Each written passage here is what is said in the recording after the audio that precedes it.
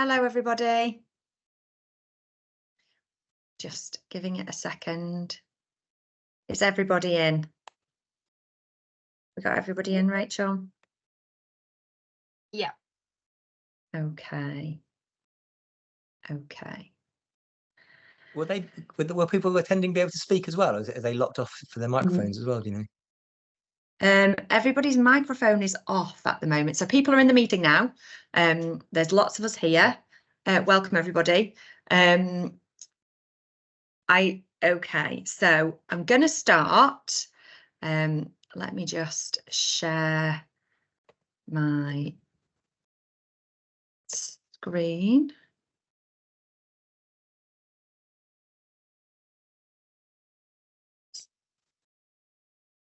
Okay, Rachel, tell me when you can see that. Yeah, all good. Perfect. So, hello everybody. My name's Kelly and I'm the Wilder Lives manager. Just wanted to let you know that I'm covering for Sarah today because Sarah's poorly. So please bear with me. We are having a couple of technical issues because Sarah set up this webinar, which means there are certain things that we can't change. So my colleague Rachel is working behind the scenes doing tech support, and our speaker this evening is Gareth Hart of Iridescent Ideas, and Gareth is here. Do you want to say hello, Gareth? Hello, folks. You can't see me properly, but unfortunately we can't turn Gareth's camera on. The settings won't allow us to turn Gareth's camera on. So he's going to take us through this excellent workshop, but I'm afraid we're not going to get to see him. We will get to see his presentation, however. I wanted to say thank you for joining us. This is the third of our Wilder webinars this winter.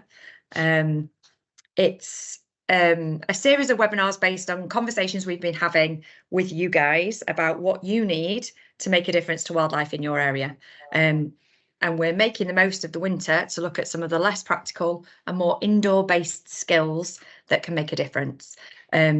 So here we go. We always welcome feedback and on these webinars and ideas for future webinars. So at the end, I'm going to ask you if there's anything specific you'd like us to cover.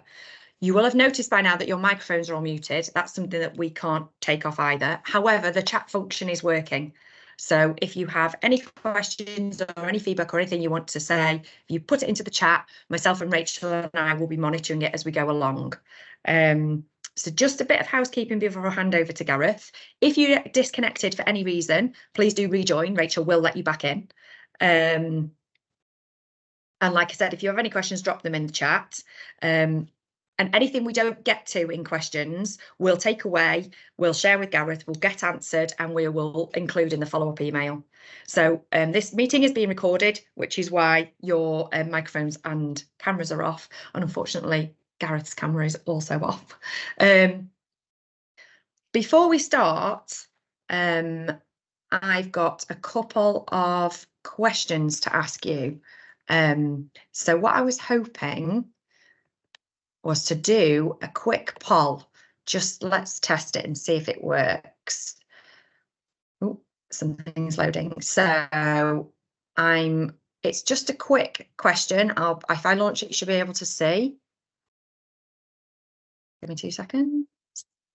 Okay. So if everybody could answer that question for me, it's just a simple quick yes or no, just click and submit. And then it's so that we can just get an idea of kind of where you're at with your experience of community groups. Okay.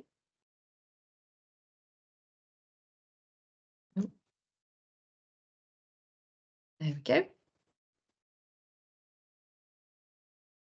Oh, fantastic. Thank you very much. And then my second question is, I'm going to just launch this one. If you're part of a community group, how big is it? You can all answer this one as well, please. Okay. Okay. So we've got a real mixture of people here. Thank you very much. Okie dokie. So 50% of you are in community groups of under 10 people, 38% are up to 20 people, and 13% more than 21. Okay, brilliant. Thank you. So without further ado, I'm going to hand over to Gareth. So if I click on Gareth, you should be able to see your slides. It's great. Thanks, Kelly. Thanks for that introduction. Thanks for the polls were quite interesting as well. I hope everyone can hear me. Can someone put something in the chat to say they can hear me or not? I'm thinking, fingers crossed, my microphone isn't muted as well. Otherwise, it will be a bit of a disaster. Welcome to this, and I'm really delighted to be here. It's nice to be in Cheshire. So I'm Gareth Hart. I'm the director. Go to the next slide. I think it's just a brief introduction. I'm the director and founder of a company called Iridescent Ideas CIC. So we're based in Plymouth in the southwest of England. Nice to be in Cheshire virtually. I did a similar talk with Devon Wildlife Trust a few months ago, and that's how the link came about. Just very quickly about us, we are a social enterprise community interest company. Our vision is trying to create a greener, fairer, more socially enterprising world. So that's what drives all our work. And what we do is a range of different business advice services to fulfill that. So we do a lot on legal structures, governance. If you want to start a community group or develop a community group, we do a lot of work on that. We do quite a bit on social investment, funding and finance, and we do a lot of social impact evaluation work. I'm also quite strongly active in the wider social enterprise network, sort of in the local southwest region and nationally with Social Enterprise UK. So I use the word social enterprise a lot, which is for me a business with a good cause, but a lot of the sort of things around community groups and community work is very similar. So it's interesting that a lot of people have said they're already part of a community group. When I ran this in Devon, there was a lot of people who weren't, or were just literally just setting something up, or didn't have a constitution in place. So forgive me if some of this is a bit back to basics, but I will start at the beginning and first principles. We're going to cover some of the key legal structures, cover a bit on governance, look at some examples, and also, usually we'd have chat and discussion as we go. As you can't talk, please put questions in the chat as we go, and I'll take them as we go. I'd much rather have that interaction than me just talk at you with no sort of interaction at all. If that's okay with people, that'd be great. So if we go to the next slide, please. What I want to do first of all is put you into breakout rooms of 3 to 4 people. So I hope Kelly or Rachel can do that background for me. I really just want to talk about your legal structures. So if you are in a community group with a legal structure, what issues have you got with that? Is it working? Are you looking to change it? If you're part of a community group, but you don't have a legal structure yet, maybe talk about what options you're considering, and really what are your questions and issues that you want me to try and answer through this talk. We've got about an hour. So it's literally 7 minutes, go into breakout rooms and have a chat about the kinds of legal structures you're using or want to use, and any issues you've got with that, and what are your questions, if that's okay. So yeah, Rachel, Kelly, are you okay to open up some breakout rooms, please? Yep, Rachel's going to open some breakout rooms now. You should be sent in automatically. Brilliant.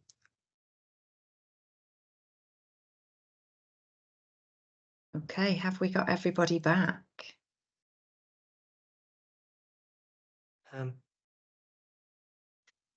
Okay.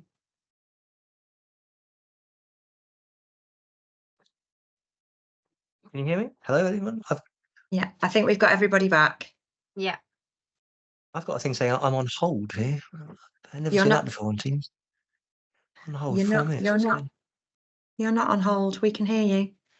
Okay, hang on. I can't see anyone. I can't see you two though. Oh.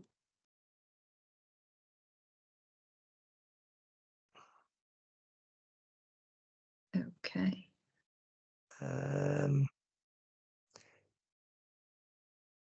I can see. Right, I can see the. Oh, don't you just love systems. You know, easy. Hello everyone. So I can't see anything at all now. I can just see the chat. So hopefully you can all hear me still. We were going to try and put people's cameras back on. So if that's okay with people, the thing is being recorded. What we can do is put the cameras on, and then if you want to be hidden, you can turn your own camera off. We thought it'd be nice for everyone to see each other. So, Rachel, do you want to try to do that and see what happens?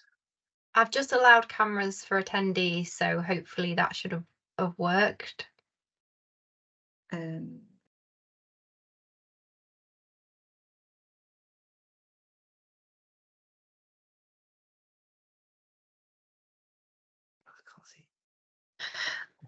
don't It might take a think few it has, I'm minutes. afraid. Okay, I think what we might need to do, oh, there we go.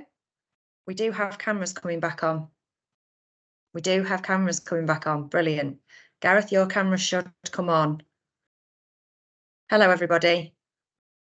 It's nice to see you all. It's nice to see you all. Apologies. As I said, Sarah is poorly, and because she set up the meeting, there are certain permissions only Sarah has. And we didn't want to cancel this because we knew it would be really good. Oh, that's strange. Yeah, your microphones are off. Can you all hear me? Can everyone hear me speaking? Yeah, lots of thumbs up. Brilliant. There we go. Unfortunately, Gareth, your camera is still off. Can you put your camera on? There. I can see you now, Gareth. Oh, there we go. Hey. Perfect. So can sorry. I. Okay. I can see people. Hello, everyone. Nice to meet you all. Hello from a very sort of wet and soggy Plymouth. Right, it's been a bit of a disaster so far. I don't know if you got a chance to talk to each other or not, whether your microphone's off. Maybe just stick in the chat some answers to those questions. So, you know, what are your big issues and questions about legal structures, community groups? Put them in the chat right now, and we can start to kind of have some discussion about that. Really nice to sort of see some of you here. That's great. So if you go to the next slide, then Rachel, please. Thank you. Right. So I wanted to start. So I will go into some more details of pros and cons of different types of structures. So common journeys that people will go from setting up a small, starting as a project with a group of people. They might formally constitute and become a more formal sort of legal association of people. Then they might become a formal charity or a community interest company and those kind of things. That's the typical journey of a community group. I'm not sure, maybe in the chat again, put in the legal structures you're currently operating under. That'd be great if you can stick in there, maybe what your project is kind of constituted under or incorporated as, if you are.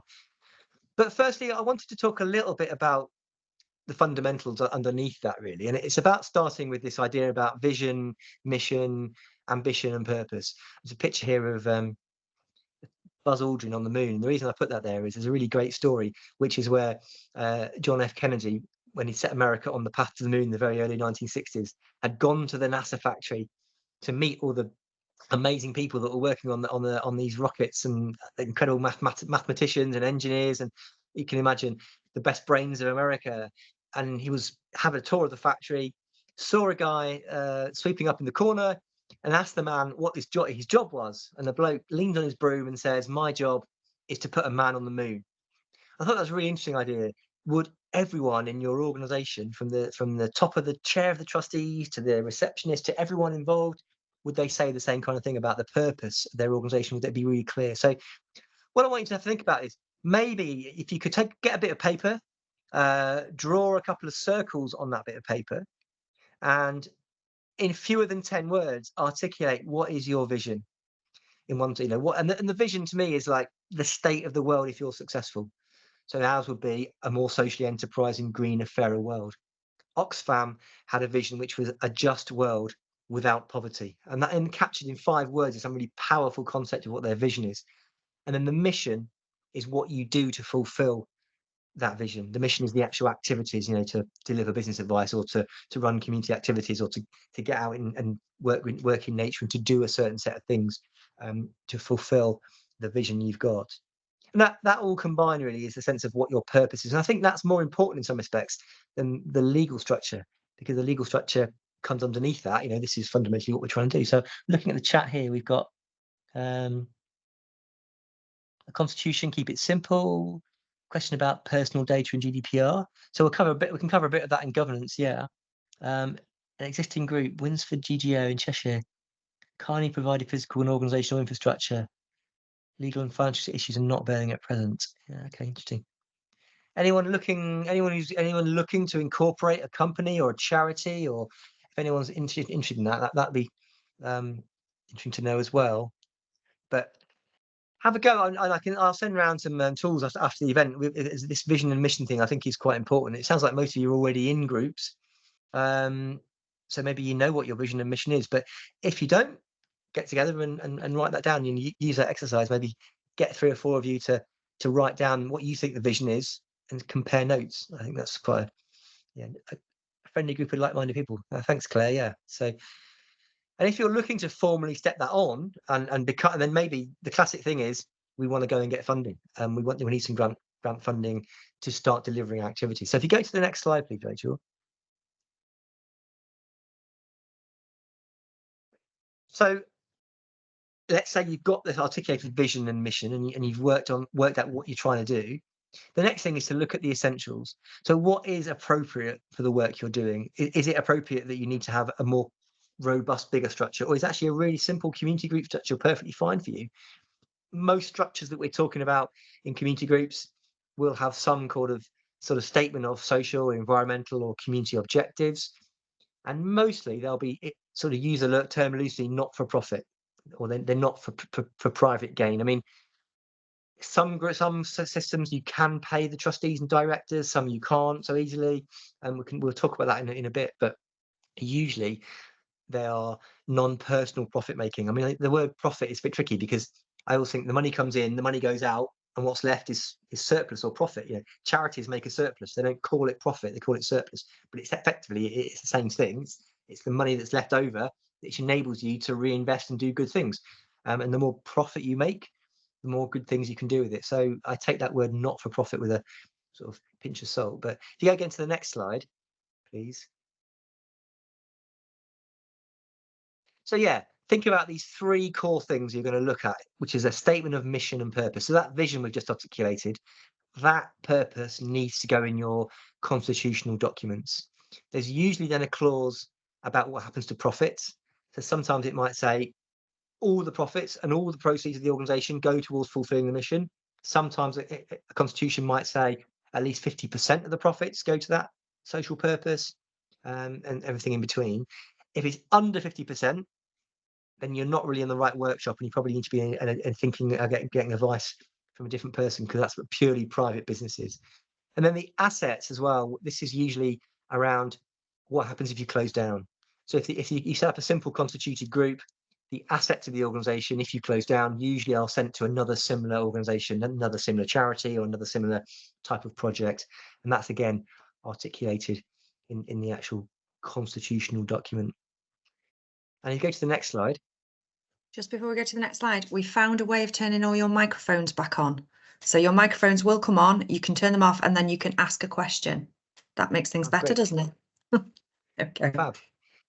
Yeah, so just stick your hand up, raise your hand, and then click it in on the function, and then I can see the questions. So yeah, if anyone's got any questions so far, stick it in the chat.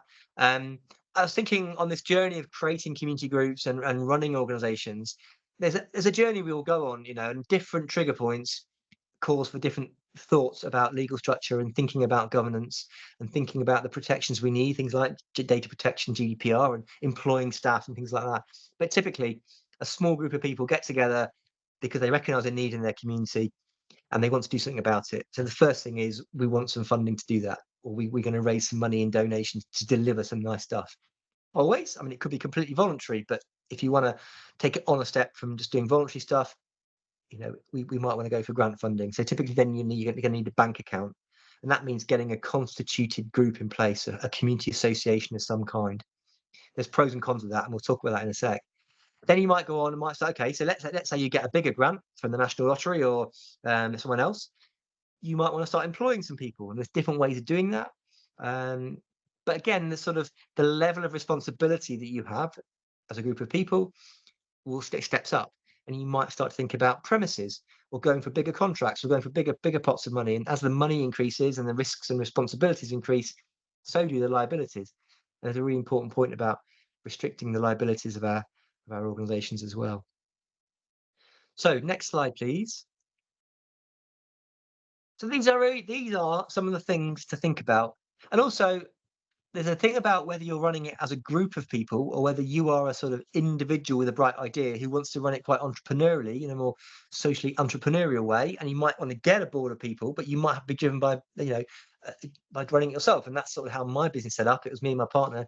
We gradually built our business. We've now got 5 members of staff and 2 other volunteers. But these are kind of some of the things you want to be thinking about. So who will own the business? Who actually is it a wide group of people? Is it a membership organization, or is it owned just by a small group of people? How transparent and open do you want to be? So if you're happy to have all your stuff on public record, your documents, that'll take you down one route. So for example, for my company, we're a community interest company. You can download all my documents on Companies House.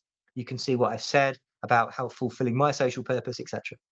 Yeah, we've talked a bit about liabilities. What are the liabilities that you might be exposed to, and do you need to limit those liabilities?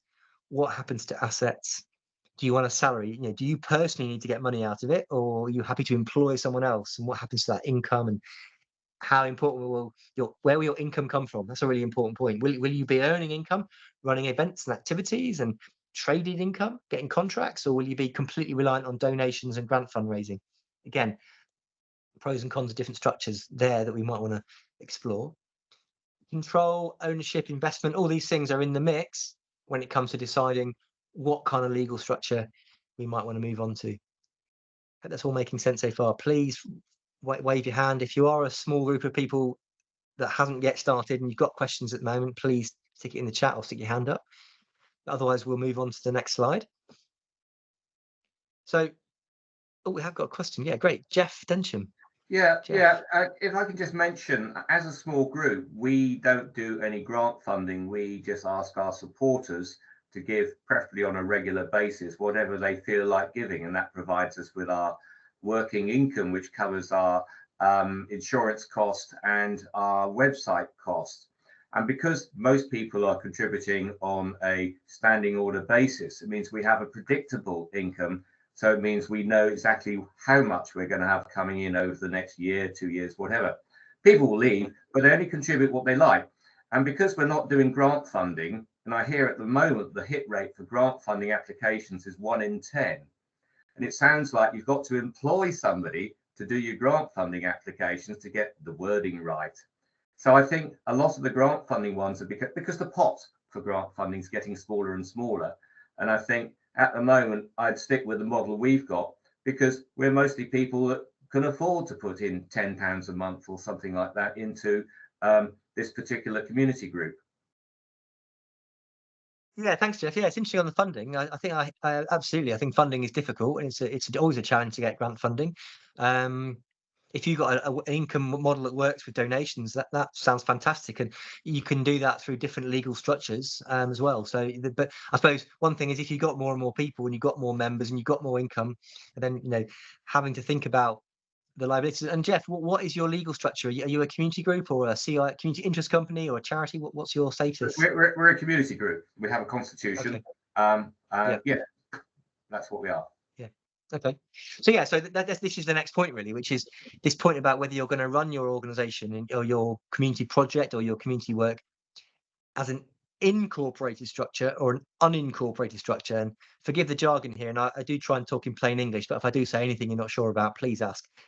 So the difference is if you're an incorporated organization, it means you're running the business through a legal entity. You're creating almost like another person in the room. It has a legal identity, like a company, or and that can be a community interest company, or a charitable company, or a charitable incorporated organization. You're an entity which is separate from the owners of the business, and that restricts and limits the liability, which is the big benefit. So that's when we say incorporated, it usually means a company, a CIO, a charitable incorporated group, or some type of organization like that. There are a few different options.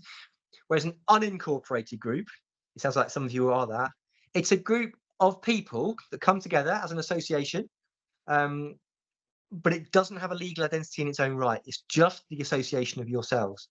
It's a bit of a strange concept to get your head around because, we're a group, we've got a name, we've got a constitution, but in theory, the liabilities are shared by yourselves. You have no limit on your liabilities. You're not really a legal entity in your own right, and it's great in some ways because it's absolutely if you go to the next slide, being unincorporated, it's brilliant because it's really quick and easy to set up. It has no costs as such. There's no regulation, and very light, very loose regulation. But it's very light touch, and it's harder then to enter into contracts. You have this need for holding trustees and things like that, which might be a problem. I was a member of an unincorporated group where PayPal had a load of our membership income, and they wouldn't release it to us because they didn't understand what legal structure we were. Eventually, we became a community interest company. We incorporated as a company, but there are pros and cons of incorporation. If you become, typically people become community interest companies, community benefit societies, or charities of some kind, particularly now charitable incorporated organizations, and I'll run through those in a sec. But the benefits of that incorporation are that you can actually hold assets and contracts in your own name as an entity. There's no need for this idea of holding trustees, that individuals are named on these contracts. Liabilities are limited.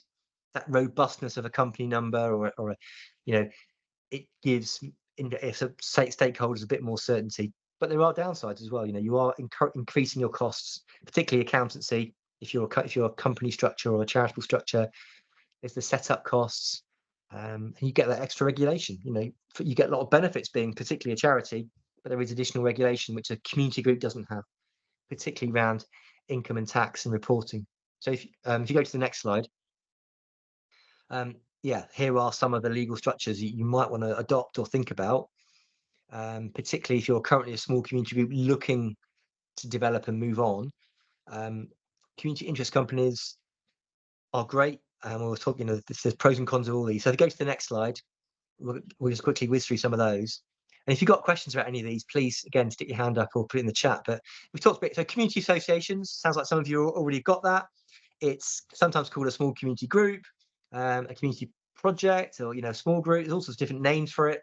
The very basic key features are you have a simple constitutional document, a set of rules, if you like, usually 1 or 2 pages, that sets out how the group is run. And that summarizes those things we talked about: the purpose, the mission, what happens to money, what happens if you close down, if you have an annual general meeting or whatever, how you elect a management committee, how it's run. It's just an association of people to run a project in their community. But, there are really great benefits. As I say, it's really quick and easy. Very little regulation. My understanding is the basic you need to do is, if you do make a profit, you're supposed to declare that to HMRC and fill in a tax return. You can then access grant funding and get a bank account with that community group. If you're under £5,000 of income, you can also call yourself a small charity, which gives you lots of charitable benefits, but you don't get a charity number. But if you go over £5,000, then you do have to register with the Charity Commission. So that is something to consider about. So that can be a benefit, but it's also you've got to be careful on the admin. Yeah, and it's the cheapest and simplest thing to do to run and to set up, really. It doesn't commit to anything particularly. Just keeping basic records of the money in and money out is probably enough. The downsides of it is the idea about unlimited liability. I say that with a note of caution, because it's sometimes about common sense. If you manage the money properly and you don't enter into big silly contracts or big debts, you'll be fine. But in theory, a creditor can come after the individuals, and in theory, your house, your assets are at risk. Very, very unlikely to happen if you just run the organization well. As I say, but without that legal identity, sometimes it's a bit harder to enter into contracts and get leases and that sort of stuff. It's often, you need this idea about, they call it holding trustees, particularly in small charities. So that's community associations. I mean, some of you are already community associations. It'd be interesting to put in the chat if you've got pros and cons. What are you finding with your community groups, how it's running? Please put in the chat, or if you've got any questions about how they're run, tell me how it's going for you. What's good, what could be better.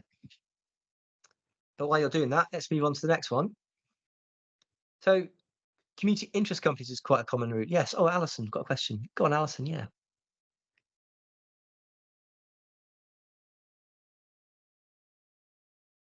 Hello, Alison. Can you hear me? Yes, we've got you now. Yeah. Okay. I can't use the chat. I don't know whether anybody else is struggling with that, which is possibly why you've been getting questions. We've only just set up, so and the idea of our little group is to get rid of Himalayan balsam on a river valley. So we're not really planning to do very much in terms of, well, we're not planning to do any fundraising or anything, but we've had to set up the constitution, I believe, to be recognised by our council.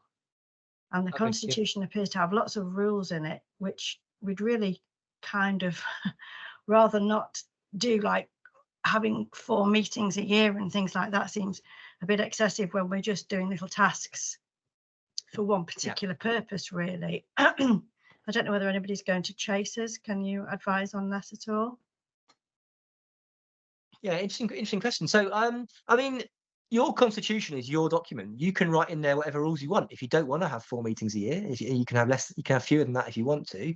I mean, it's sort of a general good practice as an organisation, which is to have a management committee meeting. You know, yeah, normally at least 3 times a year, but it's entirely up to you. And those rules, you can rewrite them. I mean, there are standard constitutions that a lot of people use, which have got key features in that's recognised generally as good practice, but it's up to you. In terms of anyone We are chasing doing you, management I mean, meetings, but it's sort of, it suggests you need to have general meetings as well, where you fetch in other people that are you know, sort of, yeah. there are those who are volunteering to help you, but I can't see any purpose in that because we're just doing Yeah. tasks, really. Yeah, sure. So I mean, usually what you see is 1 annual general meeting a year. So that's the big meeting once a year of all the members. You all come together to talk about how the year's gone, look at the accounts, and get everyone together. That's usually once a year. And then usually at that meeting, you'd elect a management committee, so 3 or 4 people, or however many you want, who are then going to take on the admin and the tasks to kind of do the background work and making sure it runs okay. But you don't need 4 general meetings. I would say you probably need 4 management committee meetings. At least, ideally. I mean, it depends on what you're doing and how often you want to meet. But your big meeting of all your members and volunteers is usually an annual general meeting, except where you want to make a big decision about the focus and the purpose of the group. So if you wanted to change the constitution or change the purpose or do something different on a big picture scale, then you'd likely to call what I would call a special general meeting or an extraordinary general meeting to do voting on any specific task. So that's where, you know, one annual general meeting is usually enough of everyone. That's the general thing. In terms of being chased by anyone, I mean, so I'm saying the benefit of this small community group is that there's no regulator. You're not beholden to the Charity Commission. You're not beholden to the Companies House. That said, I mean, if you acted unlawfully or you did something, you know, something silly, you know, yeah, someone somewhere would probably take interest in you, and they'll be, you know, then we're back to this thing about liabilities. The individual people who are in that management committee would be, I guess, up in court in the worst case scenario. I mean, the charity committee, if it's close enough to being a charity, the Charity Commission would probably be the regulator that would investigate anything. But you don't need to file any annual accounts. You know, it's really that's why it's great to set these things up. It's a really light touch, easy thing to do, just to get going in your community. You know, that's the benefit of it, really. We've got another question there. Someone. Thank you. Yes, That me makes again. sense, Alistair. I was just going to add, we just have 1 AGM. That's our only meeting in the year. We have 3 officers. We've been running for 4 years. But with the way modern communications work, you don't really need to have sort of management meetings like you used to have. If there's an issue, then we just have a Zoom talk with the officers and the position is resolved. But it's at the main AGM that we might get a dozen or so people who are interested in hearing the account. But I just add to the other bit is most of them just want to come on the task, turn up for the task, do whatever it is, some balls and bashing or some rhododendron removal, all the rest of it. Most of them have had a lifetime of working in sort of administration of one sort or another and wish to try and avoid it in their retirement. Yeah. So we have a lot of management meetings on Zoom, and if you agree, that's the way. But again, I suppose the good practice is to document those and someone to keep record of minutes and decisions that are made. And Claire's put a point in the chat about not having a formal setup and about insurance and liability. Yeah, that's an interesting point. So you can get what's called trustee indemnity insurance for small community groups. So that means that the management committees, the trustees, if you like, the management committee members will have their legal costs covered, are insured if there is anything untoward happening. So you can get insurance for those volunteers. You can't insure against the liabilities, and also the risk is the insurance will only cover you if you act in good faith. If you act negligently as a group and you allow really bad things to happen and you manage it poorly, then there is a risk that the insurance won't cover you. So it's not all doom and gloom, though. I mean, these are very, very unlikely things to happen. But it's interesting that those points, having a formal setup, even in the simplest way, does provide some clarity to everyone involved and to people outside about what we're trying to achieve. What is this purpose of this group? And then if you do want to go for any funding, or you want to kind of get membership income in a more formal way, it opens up that ability to do that as the association. Just quickly, I'm conscious of time, but there is this thing. There are other options, and the two most common options are developing what I would say community interest companies or charity of some kind. So CIC is a type of company, but it has an asset lock on it, and it has to exist for community purpose. So that's the key features of a CIC. They've been around since 2005. There's about 30,000 now in the UK. A lot of people set up CICs to run socially enterprising projects or community projects of some kind, because it provides that legal risk, the limit of liability, and they are quick and easy to set up compared to charities. You can also pay the directors of a CIC a salary or money to do activities if that's what you want to do. But they are much more light touch in their regulation than a charity. And they are much freer to trade and do what they want more commercially. And they can get some grants, they can get contracts, they can get donations, but it's not as obvious a route for CICs, because you don't get the charity tax breaks. And that's the big downside of CICs. So you don't get, so for example, you have to pay corporation tax, you have to pay, you pay full business rates unless you've got other exemptions. You wouldn't get gift aid on donations. And there are some grant funders who won't fund CICs. There are some funders that say we'll only fund charities. So that is a downside of CICs. So if you're going to be completely reliant on donations and fundraising, CIC is a tricky one for you. There are sort of, I mean, we're a CIC, we've done it for 12 years. I think it's a great model. It works really well for us because we're a fairly commercial social enterprise. We get contracts and income in that way. But yeah, Alison, is that another hand, or is that a legacy hand? Is anyone else with a question? Legacy one, sorry, I don't have to get rid of it. Oh, okay. No worries, thank you. Okay, so that's CICs. Any questions about CICs, stick it in the chat. Maybe that's a step. It's a really robust, great, simple model. It's £27. If you go to the next slide, please, Rachel, there's just said what you do to register a CIC. You would complete a couple of documents. You have articles of association. That's the equivalent of a constitutional document, but it's much longer and much more detailed. The CIC 36 is the document that talks about the assets and what happens to the profits and what you're going to do. So who is your community of interest? What activities are you going to do? What the benefits are? Again, really simple, light touch questions. It's £27, and it's all sent to Companies House. You can get that registered in a couple of days if you did your documents quickly and you got your act together and you got everyone to sign the documents quickly. It's a really great, simple model. And then if you go, yes, Madeline, yeah, we'll send the slides around, absolutely. Go to the next slide. So the other most common route is a charity of some kind. And we talked there's this idea of small charities under £5,000. You are a charity, but you're not registered with the Charity Commission because you don't need to be because you're so small. And you would get the donations and gift aid and that sort of stuff. But if you go over £5,000, you have to register. If you register a charity, usually it's one of these types of organisations: a charitable company, charitable trust, charitable association, or the new kid on the block is a charitable incorporated organisation, a CIO, which is probably the route you would go down these days if you're going to register a charity. So the great thing about charities is that people understand them. If you say I'm going to donate to charity, there's some sort of, everyone gets it. And you do get many more funding options. There's lots of funding out there for charities, charitable trusts and foundations, and many funders will say we'll only fund charities. You get all those tax breaks we talked about, tax benefits, particularly with the CIO, the charitable incorporated organisation. You only register with Charity Commission and you are incorporated, so you have one regulator. There are some downsides.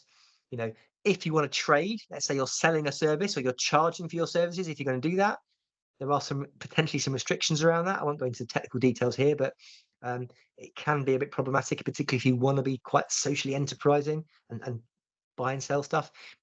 Trustees are usually voluntary, so not paid, which can cause a problem if it's your idea and you want to earn an income from it and you want to be in control of it. And charities are more heavily regulated for all those benefits. You get lots of tax breaks, but they have more regulation to abide by specific accountancy rules and things like that. Charities, just on those key features, you have to exist for very clear charitable purpose. So there are 13 types of purposes very strictly codified by the Charity Commission. You can download those on the Charity Commission website. But it's things like promotion of education, conservation, environmental purposes, relief of poverty, leisure time activities for the benefit of the community, community hubs, community shops, community things like that. They can be charities. There's a whole long list of charity benefits, and it has to be a public benefit. And the one I think someone mentioned about doing work in their community, I'm not sure whether I quite got it, Alice, with you, but if you're doing none of the charities or CSCs, you can't be doing what they deem political activities. So political campaigning is a really tricky area. So there's an argument to say everything is political, and charities do campaign on political issues with a small p. They can't be party political, but they can be an interest. So if you are running a disability charity, you're advocating to the government to change law to be more accessible for disabled people. That's political in some respects. So just something to be careful of, particularly around campaign groups. If you're campaigning for a specific, say, conservation issue in your area, that's something you just got to be a bit careful of in the wording. So charities, great. Been around for a long time, since 1600s in some respects, but it's a very commonly used form and great for running community projects, particularly around grant funding and tax breaks and donations. The final one, next slide, is what's called registered societies. This is usually what's called a cooperative or a community benefit society. So if you have a project where you've got a very strong community interest, so classically these are things like community shops, community pubs pubs closing down and the community gets together to buy it. In Bristol, there's a community ferry boat company, and there's lots of community energy projects. There might be a community wildlife project or a community conservation project. This is one way of doing it. They're slightly different. They're regulated through the Financial Conduct Authority. They usually have asset locks and are incorporated, but they are a bit differently. They run your day-to-day activities are very similar, as the other models, but they're governed in a slightly different way. They're very democratic though, so it's one member, one vote, irrespective of the amount of money that anyone might put in. Particularly, community shares. I won't talk about community shares and much as people really want to know about them, but they can raise money for the community shares. The asset lock, basically, Jeff, what that means is the assets of any organisation are locked for that social purpose. So they have to be used for that purpose. You can still pay salaries and you can pay for activities. And if you close down, once you've paid your debts and liabilities, any assets left over have to be given to another similar organisation. So that is basically an asset lock, means the assets are locked for community purpose. Okay, that's great. Thanks. In its simple terms, yeah. And all those three regulated models, community benefit societies, charities, and CICs, all have a gold standard asset lock on them, and most community groups do as well. If you look in your constitution, it will say, if we close down, any assets left over will be given to a similar purpose organisation. So usually that's in there. And then if anyone's thinking about running a community project like in this way, like opening it up for community ownership and community involvement, but it can be a really great way of, they can get charitable donations, charitable exemptions, and get some of those charity tax breaks. Very democratic. It's more expensive to run it though. I mean, they're much more expensive to set up. You can be looking at £400, £500, £600 to set one up, and you get that sense of, with democracy and membership, sometimes comes quite a lot of management of people. If you've got a lot of members, you've got to get a lot of people in the room to make decisions, and that can be quite challenging. So I'm involved in one in my local community. We've got a wide membership, and trying to get enough people in a room to make a decision sometimes is quite hard. But that's kind of about good communications and back to vision and purpose, being really clear on that. So they're the kind of main models. I mean, just a couple of quick examples. I mean, down in Cornwall, we've got the Eden Project. That's a charity with a trading arm. So the trading arm takes all the ticket income and makes all the money, and all the profits go back to the core charity. So that's one model. The next slide is couple of different ones. We've got my business. We're a CIC limited by shares, so we have shareholders. I have shares in my own business, but we're a privately owned, I would say, privately owned family business. Plymouth Energy Community is a community-owned energy. They've got huge solar panels all over buildings in Plymouth, and they make money and they put them profits back into fuel poverty and community projects. There's the cooperative, is the shop. John Lewis, owned by its members. Wildlife trusts. I think you're charities, aren't you? I think a charity, that sort of thing. So different models for different. Everyone's got a different. Back to that kind of considerations. Different ownership, different income streams, etc., etc. So depending on what you want to do, there's lots of options, and that's probably part of the problem. There's almost like too many options to consider, really. Right. So I'm just going to pause there. We're going to have a break, but I think we're going to be finishing in about 10 minutes. So I want to open it up for any questions. The second half of this is more about governance and about how to run things and responsibilities. I don't think I've got time to go through it all, but just want to pause for any questions on the legal structures. I think we've covered a couple already. Someone mentioned GDPR, and I'm not a GDPR expert by any means. I think if you have a lot of personal data and you're collecting information, you have to have a data protection and GDPR policy which states what you're going to do with that. For example, if someone signs up to your website, you need to have those tick boxes to say what you're going to do with that data. If you ever do a survey in the community, you need to be very clear about how the data is going to be used.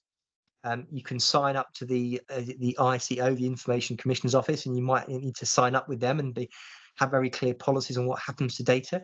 Depends on what data you're collecting and what you do with it. But also common sense. If you start spamming people with lots and lots of newsletters and information, people are going to get annoyed and might start getting quite grumpy about GDPR and data protection. If you've got a mailing list that people are signed up to and you give them the option to unsubscribe and they expect to get that information from you, you're probably going to be okay. So it's a judgment call you need to make, but having a simple data protection policy around data is important. If you're just collecting a name and an email address for a database, I mean, that's, there's a quick question. You're probably going to be exempt because it's not really personal data. It's not a physical address. It's not any information about their ethnicity or their gender or their age. It's not personal data. It's just an email address that they signed up to. So probably okay for small community work with a bunch of email addresses. Just quickly, I want to quickly talk about some of the responsibilities and a couple of key things that might come up. If you just go to the next slide, and then the next one again. So we talked about the different types of governing documents. So a small community group has a constitution. You have what's called memorandum and articles if you're a company. You might have rules if you're a registered society. That document, if you go to the next slide, basically describes, if you are going to register, it describes who owns the business. Is it membership? Is it individuals? Is it a small group of people or a big group of people? What happens to money?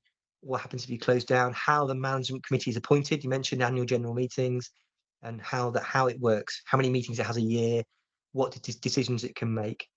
And if you go to the next slide, then we've got into what your duties are. And this slide, I think this is quite a nice document actually from the Charity Commission. It's really simple. 6 key things to do. And if you're not a charity, you're a small community group, I think these things still apply. Making sure that you're following your purposes, managing the money properly, acting in the best interest, etc., complying with the governing document and the law. Reasonable care and skill there is quite an important one. If you act in good faith and make reasonable decisions, I think you're going to be probably pretty reasonably safe. Accountability, etc. And the next slide is the Company Act, the company sort of side of that. So if you're a CIC or a company, very similar types of duties, managing money, promoting success, avoiding conflicts of interest. But again, reasonable care, skill and diligence, you get the same sort of language applied, but subtly different. Yeah, and then so if you go to the next slide, some links there. We'll send these around, so you've got the guidance. And then on the next one, what you have to do. So if you are going to adopt any of these forms, If you adopt the more regulated forms like CICs and charities, you have to do things every year: annual accounts, returns, reports to Companies House. Most of them, the CIC reports are really simple. Accounting, you normally need an accountant, so you've got a budget for that. Which is why the small community group model is really great for a lot of people, because it's much simpler, and you don't have to do that, worry so much about that. And then last couple of slides, very quickly, a bit about governance. So thinking about how your organization is run. So if you set up as a small group of people getting together to do a project in your community, just thinking about the basics, what do we need to have in place to cover our insurance and liabilities? How are we making sure who are we accountable to? How are we driving towards this overall direction we're going towards? And on the next slide is policies and procedures. So do you need any? False question mark. I think it depends on your work, and I would say making sure it's commensurate and proportionate to the complexity with your work. If you're 5 people in your community getting together to run some tasks, you probably just need basics. I mean, if you're going to be digging stuff out with pitchforks, what happens if someone puts a fork through their foot? Who's responsible for that? It's that sort of basic risk assessment that you need. If you are starting to grow as a community group, and if you're a wildlife trust, you're a big charity, you're going to have to start to have employing staff policies and much more, complicated policies and procedures for financial management, because they're going to go for funding to the lottery for big funding, and they need to make sure that's well managed and well run. So it's this journey you're all on. The basic ones are usually things like health and safety, financial management. If you work with young people, safeguarding and that sort of stuff. As you grow, data protection, confidentiality, certainly the staffing policies and procedures and other things as well you might need. But if you're, it's kind of common sense. What is effective and what's the basics for you? But that basic risk assessment is probably the simplest thing to think about. Health and safety of your staff and your volunteers, anyone working on one of your projects in the community. Making sure that's covered. A few more resources on governance on the next slide. Governance code and some practical information. That's the National Council for Voluntary Organisations. I suspect the Wildlife Trust probably has resources it can share with you around some of this stuff as well. And if you ever want more information from me, I'm very happy to pick up a conversation. We are based in Plymouth, but if you've got burning questions after today, drop me an email and you can see a bit more about what work we do. We've also got some online courses and resources you can access if you do want to set up a CIC or a community group or a charity. We've got some online work you can actually access. There's a small fee for some of it. Some of it's free, just to download some videos and resources about how to do it. Like, for example, how to complete CIC documentation. There's a guide to that, and also choosing your legal structure and governance and things like that. So it's all out there. There's loads of resources, loads of support. So, come to the end of the hour. Any burning questions? Have I covered anything? Please ask. I'm happy to stay around for the 10 minutes if people have got questions or want to have a chat, or if you blinded by governance. I'm a governance geek. I do apologise. I love governance. It's great, but most people think it's a pain in the backside. So I'm kind of like, hope it's working for you. If you're running small projects and it's working, you don't need to worry too much about this. But if you do want to grow and develop, and you want to get funding, and you want to go to, say, classically a lottery awards for all program, you are going to need to have a constitution, a bank account, and some basic policies in place. It's kind of horses for courses, really. So yeah, any further questions about governance, legal structures, running a community project, running a community group? Someone typing. No, thanks. It's been great. Thank you. I think things work until the things. Yeah, I guess that's a really good point, Claire. I absolutely agree. And so I suppose you've got to think sometimes, what is the worst case scenario? What if things do go wrong? What you go back to your policy on this? In the worst case scenario, you have to go, particularly if you have lots of staff, someone is out doing a community project on conservation and trips over and hurts themselves. What happens? Who's responsible? Who's got the liability for that risk? That's the sort of things you do need to consider if you're going to run a community project. I think it's not to get in the way. It should be good governance should underpin the organisation. It shouldn't be bureaucratic and difficult. It should be helping you, enabling you to deliver great community projects. I think that's the principle I always try to work to, because it's proportionate to what you're doing. Whistle stop tour through some of that stuff, so hope it's been useful. Thank you. If anybody does have any more questions, please continue to drop them in the chat. I do want to say thank you to Gareth. That was incredible. I know I learned a lot. You covered an awful lot in your whistle stop tour. And I want to thank you all as well for your patience at the beginning while Rachel and I bumbled our way through and hopefully didn't show Sarah up too much. So thank you very much for your patience. There are some blogs on our website actually from some different groups. So I know there's one from a CIC, there's one from just a quite small community group. So I'll make sure that they go out in the email that follows, just so that you can have a look at other people's experiences as well. Sometimes it's nice to speak to someone who's doing it as well, isn't it? Anything else that I've forgotten to do, Sarah will follow up with in the email. I just wanted to know, before we finish up, if can't find it, if there was anything. I know you obviously we've touched on GDPR and things like that, so I wondered if there was any more things that you would like to cover in webinars, things that you would like to see us cover. So what I've done is I've created a document. So you can just type in a word. So in there you could put, like for this one, somebody asked us about setting up a community group. We've been asked about getting funding. We've been asked about GDPR. We want to make sure that the webinars we provide are useful to you. So if you've got something that you'd like to learn about, or another expert like Gareth that we can bring in to help you, please drop a word into there. So if I do one as a sample, and then that gives us a chance to kind of see where we want to take the next sets of webinars. I can see somebody's messaging in the chat. Okay. Question from Madeline. Do you want to pick that? Do you want to pick that one up, Gareth? Yeah, I've replied to Madeline in the chat, but I think it's about public liability and insurance for projects we run on. But it says, Madeline said, we don't have insurance for members, so they operate under their own risk. And I'm not quite sure I understand how that works in terms of what I said. It depends what you mean by members and what they're doing, and if they're running, if it's reasonably assumed that they're running doing work for your organisation, then your insurance should cover it. But if they're doing other stuff in their own right, yeah, it depends. So, yeah, I think you need to understand what you mean by members working at their own risk. Well, I can comment on that if you want me to. I don't know if you have time. Yeah, I'm fine. Yeah. Okay. If anyone else needs to go, I suppose go. But. So we do a number of things. So we have biodiversity improvement projects on areas of common land and on areas where we have access to, with landowner permission, to do work.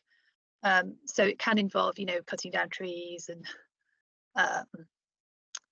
clearing land and, wading about in mud and water and stuff like that. So there are risks involved, and using tools as well. And we do have public liability indemnity insurance, but we don't have members insurance for that sort of thing. And we also do a lot of surveys, which kind of, which can be quite rough territory. And we also have, members who are, anything from, I don't know, 40s to 80 something, so I suppose, we're all trampling over quite rough ground and stuff like that. So I'm just wondering if we should have more details on insurance. I think if it's if we get some of the definitions in it. If you mean a member of your staff team or your volunteer team is out doing a project for you, on the land, and it's clearly a project for your organisation, and you've done your risk assessment and you've done your, you've made it safe as possible for them, then yeah, I mean your insurance, I think, sounds like it should cover it. If they were, say, if a member of your group just turned up on a piece of land and started doing something outside of your kind of project, or you just did it off their own bat, then I think you're in a bit of a grey area, because they might say, well, I was working for XYZ conservation group, but you might say, well, they weren't authorised because we hadn't said that they could go on there on their own and do some work on their own. So it depends. Again, we're back to kind of what did Claire say? If it goes wrong, it goes wrong. If something was to go wrong to that person, I guess you've got to work out who would be responsible for that. If you'd given them permission to do the work and it's covered by you, and you should be responsible for it. If not, and they just went off unsupervised and themselves, then I think you probably need to say, well, hang on a minute, we didn't authorize that. Again, is there a clear paper trail, or is there emails to back that up? If it got, it's horrible, isn't it? You have to think about the worst case scenario, if that's what you mean. Your members of your group, if they're in a management committee, you can get that members insurance to cover what I would call, that's I think, trustees indemnity insurance. So that you can get to cover legal costs. So that's things like, if you were to be sued by someone, you can get your legal fees covered. So that is an insurance you could look at to protect the members of your organisational committee, if that's what you mean. But your members of people in the community doing voluntary work, if it's clear they're working for you, your public liability, I think, should cover it, so long as you've done good risk assessments and good management, is my understanding of it. Does that make sense? Yes, thank you. I mean, I think we have to check our public liability insurance. So. Yeah, check what your public liability covers, and you just need to make them make it better. It's interesting, isn't it? If you're doing that work on that land, rough land with tools, you need to be having as good a policy as you can, as good as reasonable policies you can have in place to make it as safe as possible for everyone concerned, really, don't you? I think.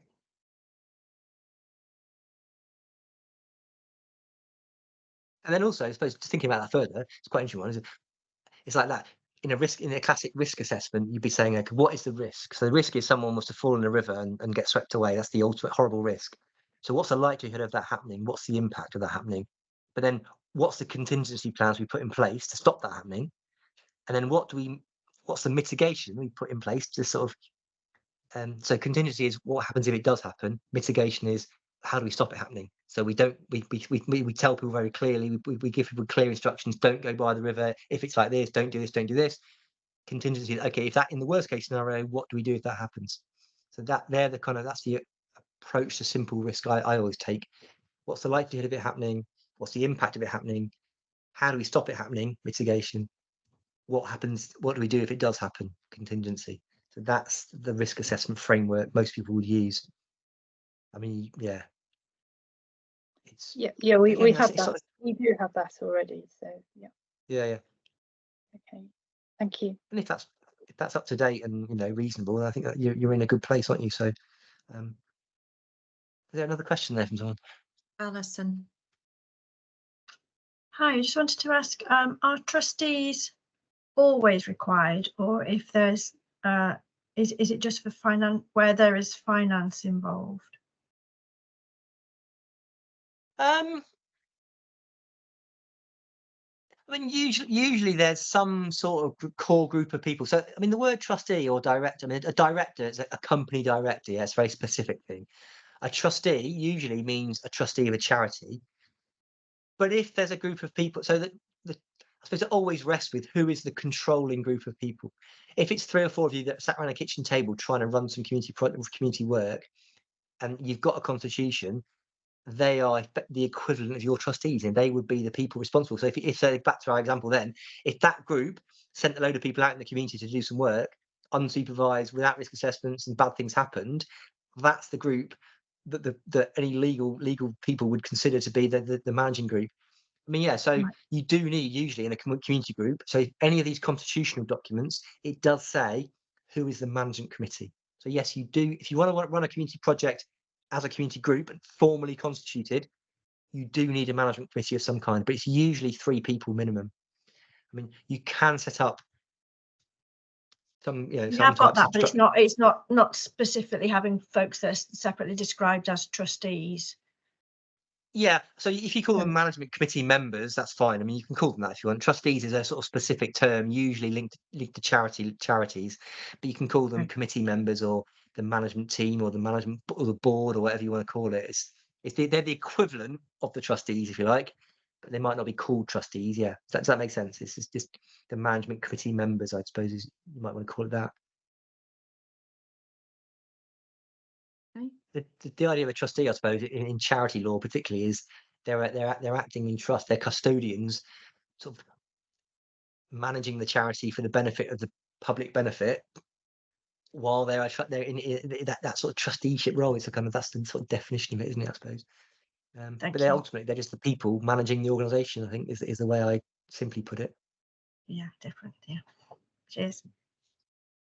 Thank you. I think we'll wrap up there, if that's okay with everyone. If any of you think of anything afterwards and think, oh, I should have asked that, please drop us a line.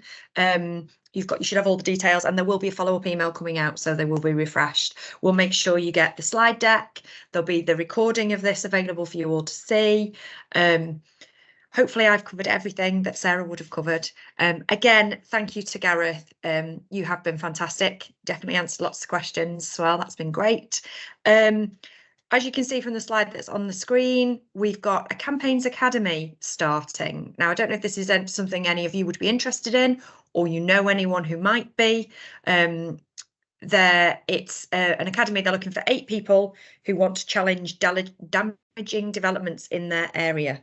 So it's a series of workshops, lots of training to coach you through planning, development, executing a campaign. If it's something that you think I'm interested in, or you think somebody you know, please drop us a line, get in touch. I can see somebody's got a hand up, but I can't see who it is. Does a person with a hand up want to speak? Oh, Alison, is that a legacy hand? I still can't get rid of that one, sorry. That's okay, don't worry, that's fine. And we've seen some of your ideas as well. Thank you for putting them into the cloud. So a 6 monthly Teams meeting, some information on insurance, information on safeguarding for volunteers. I'll take all that back and we'll look at it, and hopefully we'll be able to sort out. Our next webinar is all about communication. And I know it does touch on GDPR. It's not GDPR focused, but it does touch on GDPR because it talks about newsletters and using MailChimp, how you use social media, how you can use design apps like Canva. So look out for more information about the next webinar. And I'd like to thank you all for spending your evening with us this evening. Hopefully you've all got something from it. It was really nice to meet you all. And I will let you go. Thanks, everyone. Good luck. Thank you.